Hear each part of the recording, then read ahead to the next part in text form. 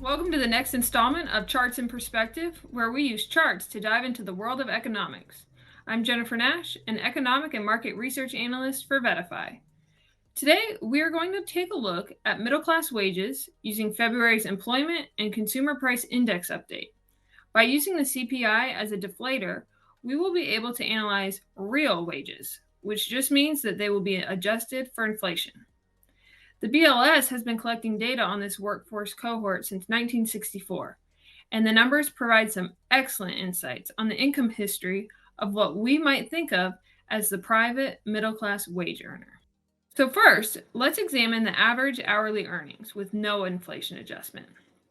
As of February, hourly earnings were at $29.71, as shown by the dashed green line. Looking at this chart, this is clearly the highest level hourly earnings have ever been. We can also see that the nominal data exhibits a relatively smooth upward trend. There was a temporary spike in earnings during the COVID pandemic in 2020, likely due to the demand for temporary work. But the series was quick to return to its smooth and stable upward trend, although at a much steeper pace than before. There are, however, two critical pieces of information that dramatically alter this nominal series. One, the average hours worked per week, and two, inflation. Let's first look at the average weekly hours. Compared to hourly earnings, this series has trended in the opposite direction. While hourly earnings were increasing across this time frame, the number of hours worked was declining. The number of hours worked per week reached an all-time high of almost 39 in the mid-1960s, but then declined over the next 45 years to a low of 33 by the end of the Great Recession. Between then and the 2020 recession, weekly hours were relatively stable, hovering just below 34 hours.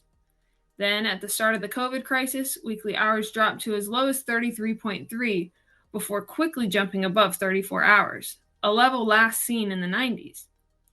Weekly hours have been gradually retreating over the past few years, with the current level as of February at 33.8, again indicated by the dashed green line. So what about inflation? This next chart adjusts the hourly earnings that we saw in our first chart to the purchasing power of today's dollar by using the latest CPI data. As you can see, compared to our initial chart, average hourly earnings look a little bit different now. Recall from the nominal chart that the latest hourly earnings were at an all-time high. However, after adjusting for inflation, we see that the latest real hourly earnings sit below their all-time high reached in April 2020 and are just above the peak from the early 70s. So now we're going to do a bit of math.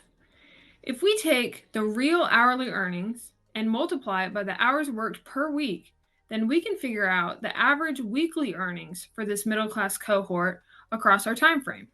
So our latest data of $29.71 times 33 hours per week gives us $1,004 as our average weekly earnings, below the all-time high from the early 70s. So even though hourly earnings back then were lower than they are today, the number of hours worked was significantly higher, leading to a higher overall weekly earnings.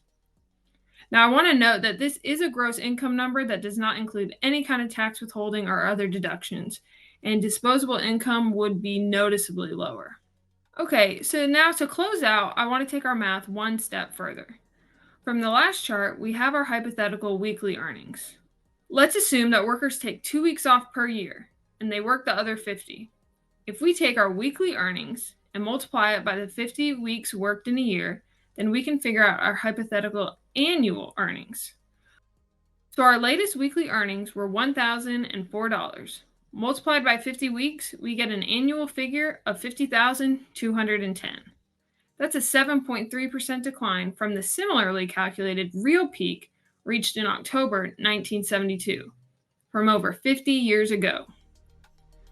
That's all for our discussion on our latest middle-class wages update. Thanks for tuning in, and I hope you found our analysis insightful. For more economic and market insights, you can find my content regularly on the Advisor Perspectives website under the AP Chart section.